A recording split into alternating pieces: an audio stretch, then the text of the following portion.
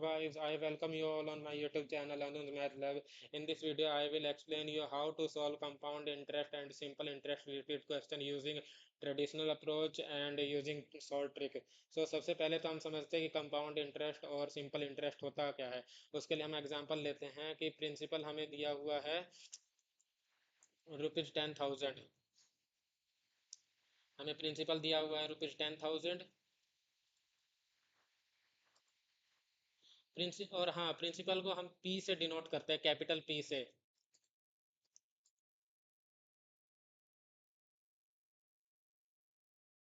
और हमें रेट दिया हुआ है, रेट को हम आर से डिनोट करते हैं। रेट दिया हुआ है, लेट सपोज हमारे को 4% दिया हुआ है। और हमारे को टाइम दिया हुआ है, टाइम को हम टी से डिनोट करते हैं, तो टाइम हमें दिया हुआ है 2 इयर्स। तो अब इसका सिंपल इंटरेस्ट क्या होगा? सिंपल इंटरेस्ट निकालने के लिए तो सिंपली हम क्या करते हैं कि प्रिंसिपल को रेट और टाइम से मल्टीप्लाई कर देते हैं। तो प्रिंसिपल को अगर हमने रेट और टाइम से मल्टीप्लाई किया तो हमारा आंसर क्या आएगा?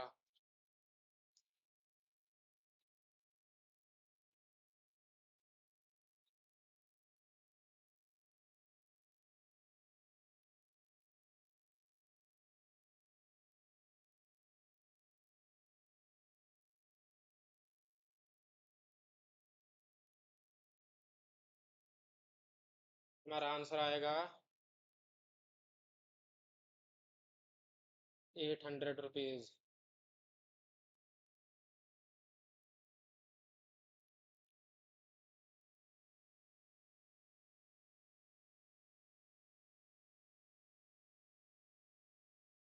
और अगर हमें कंपाउंड इंटरेस्ट निकालना है तो हम क्या करते हैं कि क्योंकि हम जानते हैं कि कंपाउंड इंटरेस्ट में क्या होता है कि हर साल, जैसे कि अगर हमारे को 2 साल का दिया हुआ है तो हर साल इंटरेस्ट, हर साल हमारा प्रिंसिपल चेंज होता रहेगा।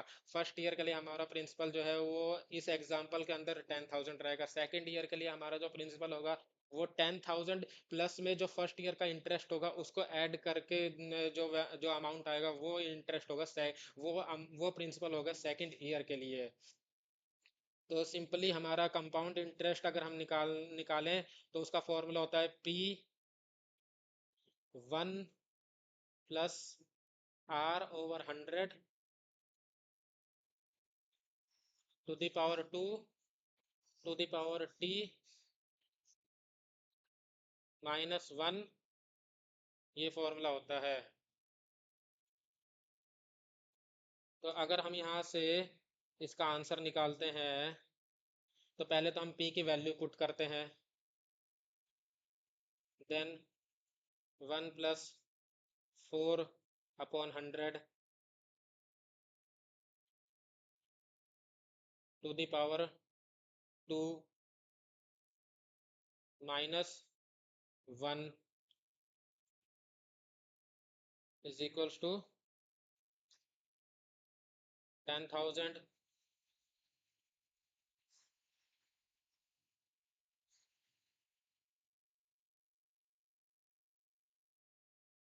तो इसको जब हम सॉल्व करेंगे तो हमारा आंसर आएगा 10,000, 10,000 इंटू 51/625। और जब हम इसको सॉल्व करेंगे तो हमारा आंसर आएगा ₹816। तो हमने यहाँ पर देख लिया कि सिंपल इंटरेस्ट और कंपाउंड इंटरेस्ट में क्या डिफरेंस होता है। सिंपल इंटरेस्ट यहाँ पर प्रिंसिपल हर साल सेम रहता है, वहीं कंपाउंड इंटरेस्ट में प्रिंसिपल हर साल चेंज होता रहता है।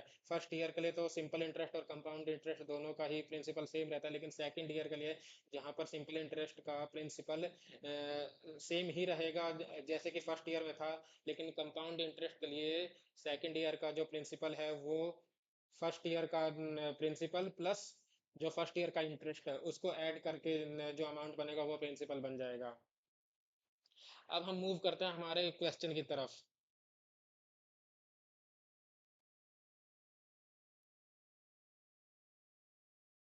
तो हमारा क्वेश्चन है difference between compound interest for 2 years at 20% rate of interest and simple interest for 4 years at 10% interest is rupees 115.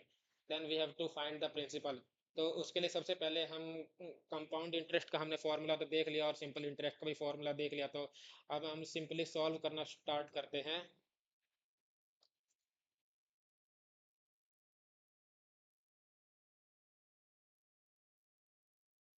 सबसे पहले हम सॉल्व करते हैं कंपाउंड इंटरेस्ट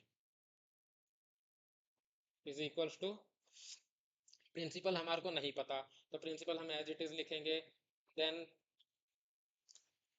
हमें rate of interest for compound interest दिया हुआ है 20%, तो 20/100 की पावर 2, क्योंकि कंपाउंड इंटरेस्ट के लिए टाइम जो है वो 2 साल है, तो 2 होगा टाइम। अगर हम इसको सॉल्व करते हैं तो P हमारा आएगा 20/100 की वैल्यू होती है 1/5, और 1/5 प्लस 1 करेंगे तो 6/5, तो मैं सिंपली 6/5 पहले ही लिख देता हूँ, 6/5 का स्क्वायर -1।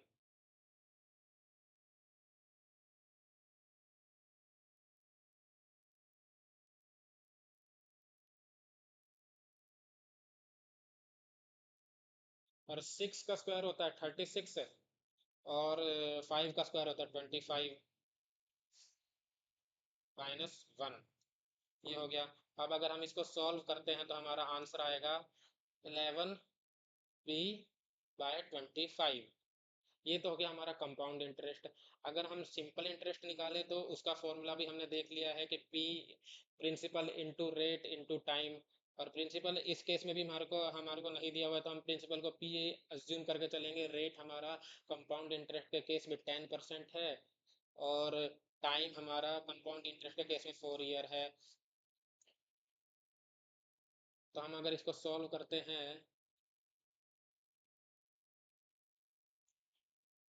तो ये हो जाएगा P इंटू 40/100, और 40/100 की वैल्यू होती है 2/5, तो हम सिंपली इसको नेक्स्ट स्टेप में लिख सकते हैं 2p/5। अब अगर हम डिफरेंस निकालना चाहे तो एक चीज़ मैं कहना चाहूँगा कि डिफरेंस का फॉर्मूला होता है, difference is equals to compound interest minus simple interest, और simple interest minus compound interest. अब ऐसा नहीं है कि हर बार सिंपल कंपाउंड इंटरेस्ट ही मैक्सिमम रहेगा। कई सारे ऐसे केस भी होते हैं जहाँ पर कंपाउंड सिंपल इंटरेस्ट मैक्सिमम रहता है, इसलिए हम दोनों फॉर्मूलों का यूज़ कर सकते हैं। बट हमारे केस में अभी जो है वो कंपाउंड इंटरेस्ट ही मैक्सिमम है, तो इसलिए हम फर्स्ट फॉर्मूले का यूज़ करेंगे, डेट इज CI - SI। और हमारे को डिफरेंस दिया हुआ है इस क्वेश्चन में 115 is equals to, compound interest है हमारा 11p/25, और सिंपल इंटरेस्ट है हमारा 2p/5। अब अगर हम इसका एलसीएम लेते हैं तो हमारा आंसर एलसीएम होगा 25, तो 11 ये हो जाएगा, ऊपर न्यूमरेटर हो जाएगा 11p -10p/25। अब अगर हम यहाँ से निकालते हैं तो आंसर आएगा, मतलब यहाँ से अगर हम सॉल्व करते हैं तो हमारा आंसर आएगा p/25। देन p की वैल्यू होगी p is equals to rupees 115 into 25, जो कि होगा ₹2875।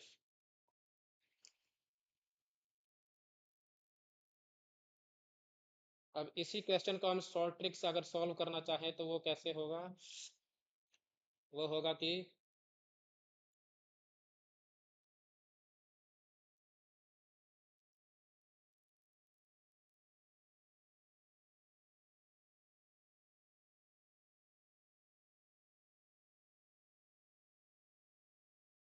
शॉर्ट ट्रिक से सॉल्व करने के लिए कंपाउंड इंटरेस्ट ही निकालने की शॉर्ट ट्रिक है बेसिकली ये। सिंपल इंटरेस्ट तो ऑलरेडी हम देख रहे हैं कि इससे शॉर्ट और क्या हो सकता है, तो सिर्फ कंपाउंड इंटरेस्ट निकालने की शॉर्ट ट्रिक है।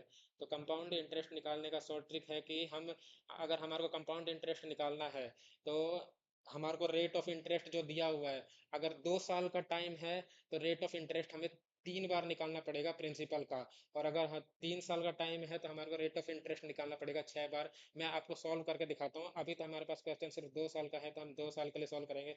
नेक्स्ट टाइम अगर अगर कभी टाइम मिलता है तो मैं 3 इयर्स का भी सॉल्व करके दिखाऊंगा। तो बेसिकली हमें फर्स्ट फर्स्ट इंटरेस्ट निकालते हैं।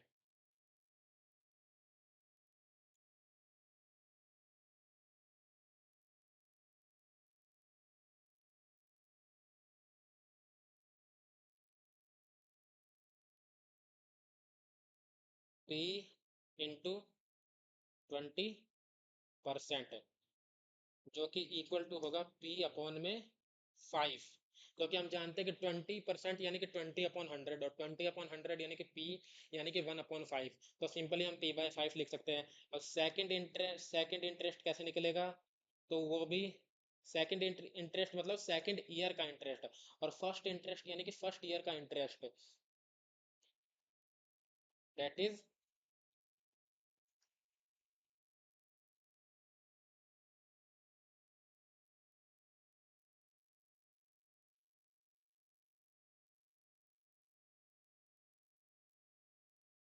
First year interest.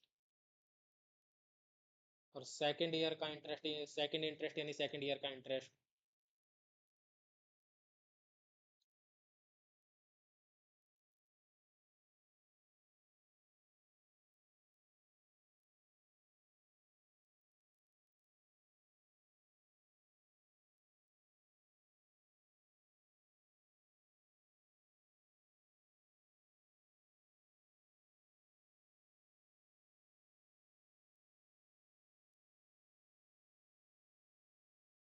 Second year का इंटरेस्ट भी p इंटू 20% होगा।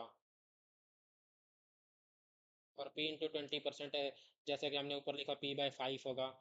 देन अब हमारे को निकालना है फर्स्ट ईयर के इंटरेस्ट पर इंटरेस्ट निकालना है। यानी ये जो p/5 है इसका 20% निकालना है। तो थर्ड इंटरेस्ट क्या होगा, थर्ड इंटरेस्ट होगा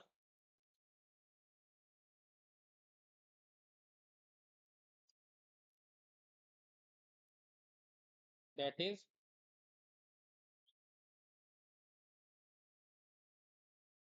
interest on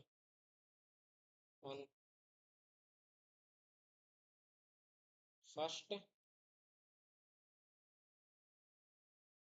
year interest is equal to p/5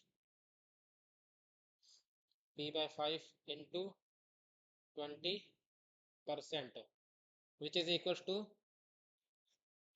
p/25। क्योंकि 20% तो 1/5, और 1/5 सिंपली अगर हम लिखे तो p/5 into 1/5 which is equal to p/25। अब हम इन तीनों इंटरेस्ट को ऐड कर देंगे for compound interest. Compound interest निकालने के लिए हम इन तीनों को ऐड कर देते हैं। तो p/5 plus p/5 plus p/25। अब अगर हम एलसीएम लेते हैं तो 25 आएगा। तो सिंपली हमारा आंसर क्या होगा कि 5p, मतलब न्यूमरेटर क्या होगा 5p plus 5p plus p upon 25, जो कि होगा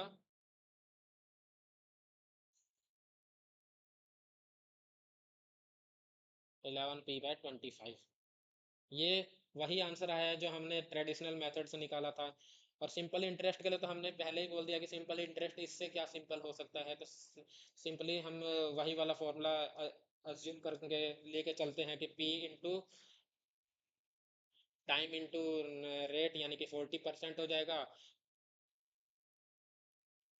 जो कि हो जाएगा 2p/5। अब अगर हम डिफरेंस निकालते हैं पिछले वाले मेथड से ही, जो कि हमें दिया हुआ है कि difference is equals to compound interest minus simple interest, जो कि है 11p/25 माइनस 2p/5। अगर अगेन वैसे ही हम सॉल्व करेंगे तो 115 इज इक्वल्स टू न्यूमरेटर हो जाएगा 11p minus 10p upon 25। Then p की वैल्यू यहाँ से आ जाएगी rupees 115 into 25 is equals to rupees 2875। That's all from my side. Thank you. I hope you have liked this video. If you like this, then do share, do like, share, and subscribe this channel.